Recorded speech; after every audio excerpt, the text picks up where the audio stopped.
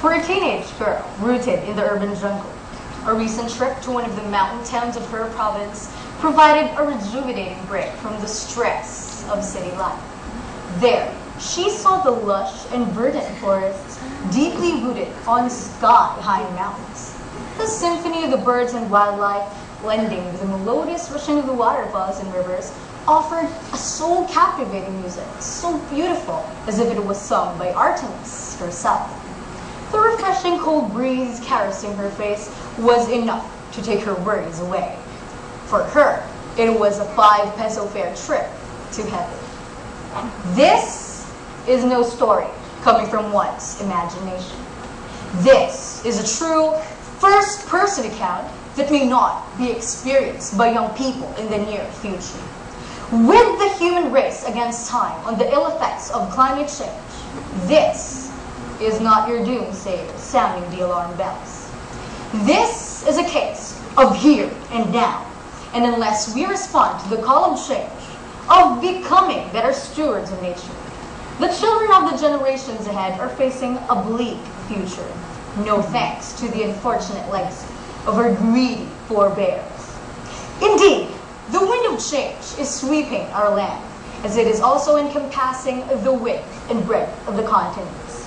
Much more so, these winds have been very evident upon the assumption of office of our new president, His Excellency Benigno Simeon Aquino III, who called on Filipinos, old and young alike, to be part of the process which requires collective will and action. That's why I am responding to this call, knowing my small contribution, just like yours, truly counts. I need not overemphasize my reasons for being a pro-nature conservation advocate. Yes, I believe that the change I want to see begins with you and with me. First, the social cost of plundering nature is beyond measure. The floods wrought by Typhoon Ondoy and those in other parts of Asia caused untold destruction to tens and thousands of lives and property. Second, its effects on the economy have come in great scales. These effects are felt not only in terms of losses of businesses and industries. The cost is also immense in the government, spending for the rehabilitation and repair of infrastructure and for social services, much more so in our country with the high rate of poverty and deprivation.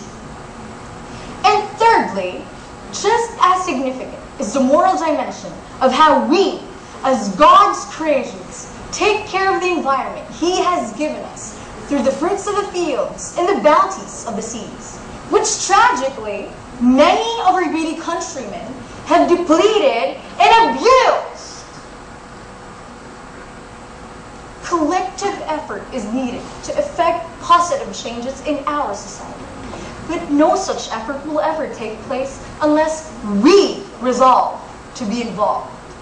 The ancient Chinese philosopher Lao Tzu was replete in his ideal, and he wrote, "The journey of 1,000 miles begins with a single step." I have chosen to take that single step, hoping that you too will, and together we continue to see the green hills and the growing wildflowers along the so many roads we will travel someday. I know it will be a long and lonely journey if I do it alone. Allow me, therefore, to inspire you to do the same. For in numbers, we make things grow faster and better. You and I can respond to the challenge posed by Pope Benedict XVI in his prepared message for next year's World Youth Day.